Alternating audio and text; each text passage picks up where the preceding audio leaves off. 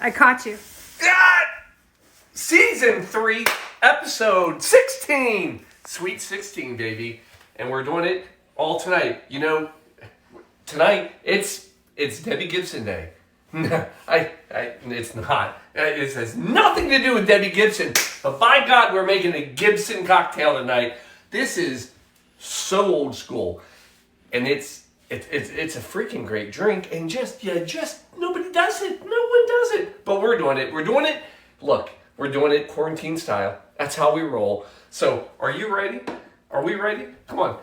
Tonight, right now, let the show begin. See what? We're Blue Monkey Quarantine. Only business. Monkey business. Folks, let's go ahead to Gibson. Yeah, come on. I'll take you for a ride. Yeah, here we go. Woohoo! Yeah! There it is. Folks, Blue Monkey Quarantina. We're ready tonight. We got the setup.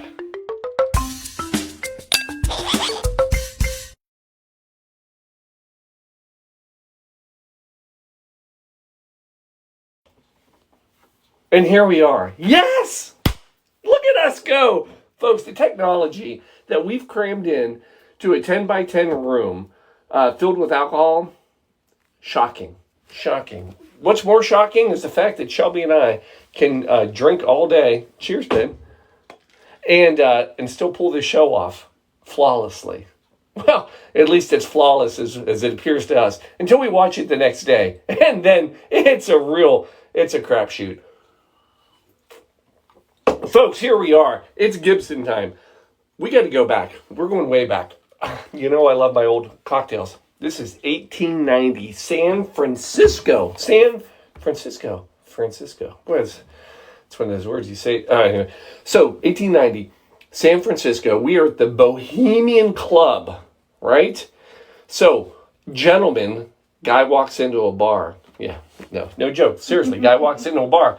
Walter D.K. Gibson yells at the bartender, angry that the way he makes his martinis. He says, if you keep shaking that martini, you're going to bruise my gin. Tells him to create a better martini. Lo and behold, the Gibson is born. See, here's what you have to understand. Back in the day, and still today, there are many martinis, but the original classic martini back in the day, no olives, no onions. We'll get there.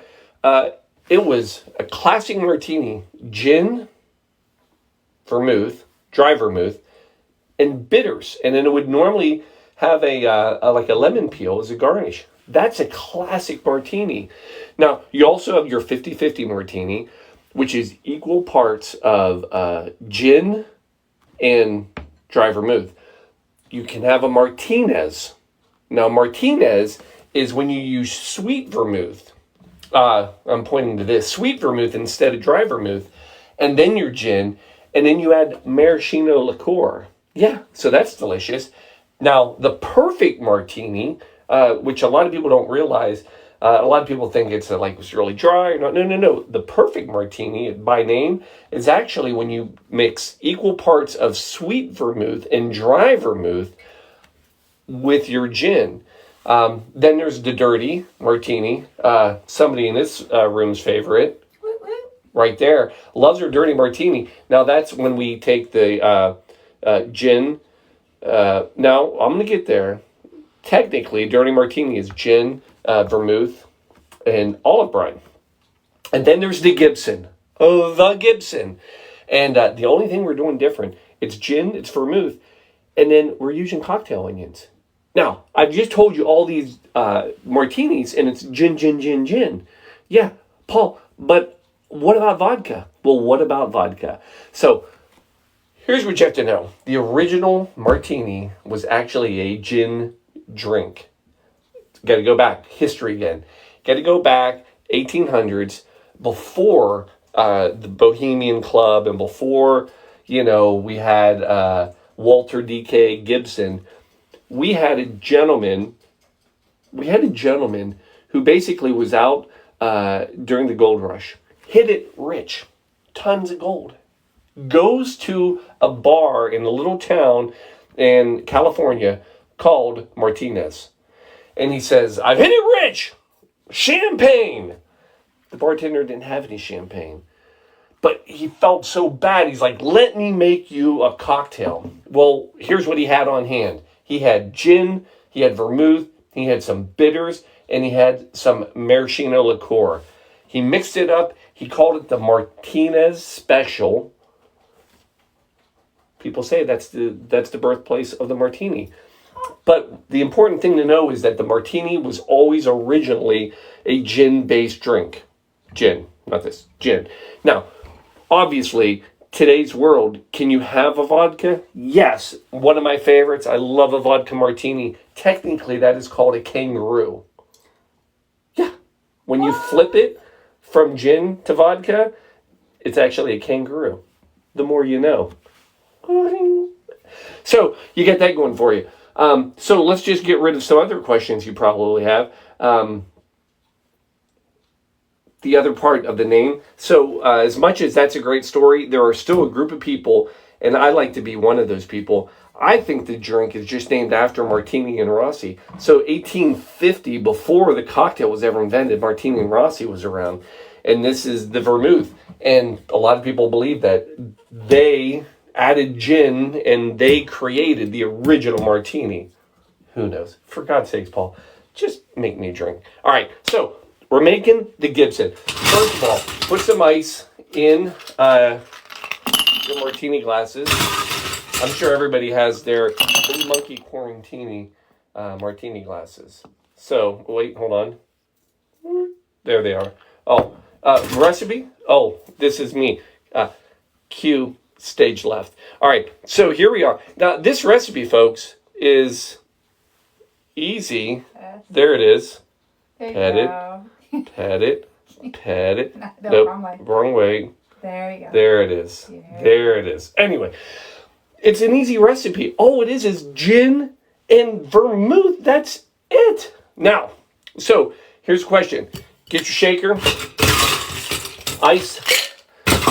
Basically, it's about a 5-to-1 ratio. So that means we're going to go about 2.5 ounces of gin. Tonight, folks, we're going with a nice local 5 Stories gin. Big fan of the 5 Stories. I don't know if they're listening, but 5 Stories. We haven't had much luck with our emergency. We're going to try you. 5 Stories. Not sponsoring our show yet. All right. So anyway, here it is. 2.5 ounces per. Paul, that's a lot of gin. Suck it up, Buttercup. You can do it. So, so there's 2. I'd like to try it with a dirty. There's another 2. That's only 4. I need 5, so we're going to come and we're going to get 1 more ounce. And there it is. So there's our, oh my gosh. Can you smell the gin? I mean, it's beautiful. No. Then we're coming in with our vermouth, dry vermouth. Again, folks, I just want to remind you, Paul, I'm not a vermouth. I want it light. You probably have had bad vermouth. Remember, it's a fortified wine. It's only going to last about 30 days. So if it's not a fresh bottle, for God's sakes, throw it away. Spend another $8 and get a fresh bottle. Come on, we're not animals here. It doesn't last that long in our house anymore. We're able to go through the bottles pretty quick lately. Yeah, I'm proud. 1/2 ounce per drink. That's it. 5-to-1 ratio. So we're going to go 1 ounce total. Oh, lovely gurgle. Fantastic. And folks, that's it. Now, here's the question. Paul, shake it or stir it. So, despite what James Bond did in 1956 in Diamonds Are Forever, when it was said during that drink, martini, shaken, not stirred, actually that violates the very basic cocktail principles. And here's the truth. I'm putting it out there. You can do what you want. But the rule of cocktails is this. If it's all liquors, meaning no fruit juice, nothing else, you always stir. If it's got juice in it, then you shake it.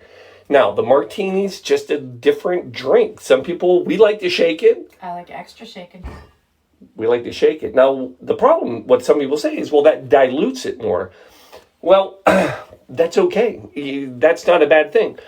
For tonight's purposes, I am going to give it a stir. I actually read an article in my 8 minutes. Quite interesting. I didn't read the whole thing. I paraphrased it. So I'll give you my broken analogy of it. And what they said, they actually did a study. Some people, it was over, I don't know, England, and where they actually made 3 martinis. Actually, they made martinis, they made Manhattans, and they would shake them. So they did some where they would stir, they would do a light shake, and then they would do an extra shake. And then they gave them to people and said, which one tastes better? And for the most part, most people found that the stirred drinks actually were milder. And what they found in the scientific study that they can do, that is actually when you shake it harder, it actually does something to the chemical breakdown of the alcohol, and it actually can make it taste stronger. So you get a milder, smoother drink by stirring.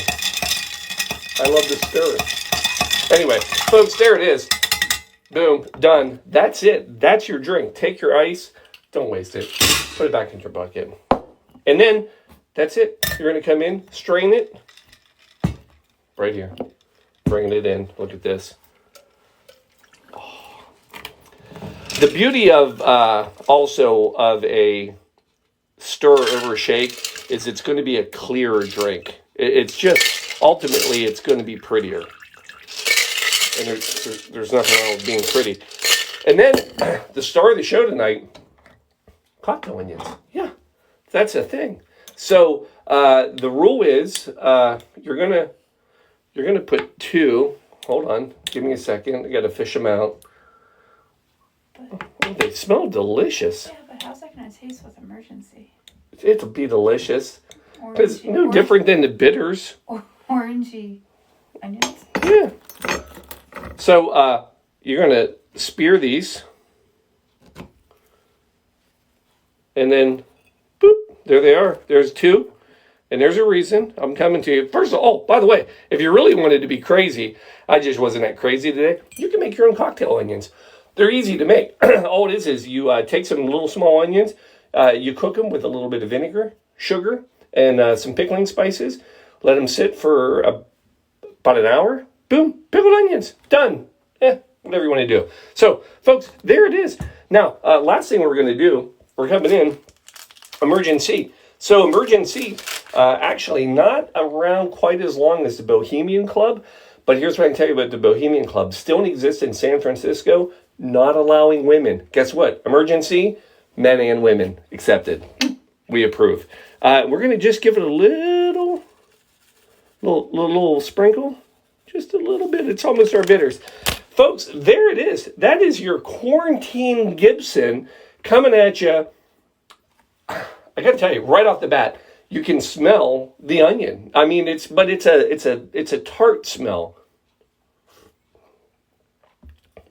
Oh, it's delicious. Now, I will tell you this. When you're mixing this up, you better grab some good gin. Now, you can go with the sweet, Old Tom style, but I'm going to tell you, go botanical. Go with, again, this is a 5 Stories. This is a London Dry gin. Delicious, herbal, onion. Fantastic. Now, last things I will tell you for the evening. First of all, the onion, as much as people say this is part of the original drink, it was not. In 1890, when the drink was originally supposedly created, and again, there's so many stories out there was no onion to be found to put in here. At least not at the bar. So when did the onion, how did that happen? Well, here's the story. There's a second story version of how the Gibson was created. And that goes to another gentleman. And his name was Charles Dana Gibson. And he happened to be an illustrator in New York about 1920. And he was a famous advertising illustrator, and he drew these beautiful pen and ink drawings. And one of the things that he ultimately created were what became known as the Gibson Girls. And the Gibson Girls were this epitome of what women were supposed to look like, or what they did look like during the 1920s. Well, folks, the story goes that all of the Gibson girls were pretty well endowed, and apparently the story goes that the two onions were meant to represent the well-endowed women of the Gibson girls. And that's the representation of the two onions. Hey, all I do is report the news, folks. I just report the news. But folks, I don't care what you do. It is a delicious drink. And if you haven't sat down and had a wonderful Gibson cocktail, it's high time to let it begin. See what I did there? Begin? Yeah, you got it. Folks, oh, sit back, enjoy one. Bringing it to the camera. Here it comes. Right here. Chink. Oh, look at that blue That's monkey. pretty. Is that pretty or what? Yes. Folks, thank you for another Sunday. Good to see you. And again, subscribe. Be part of the fun. And for all you do, this gin's for you. Love you. See you next Sunday, 9:30. Same bad time, same bad channel. Good night.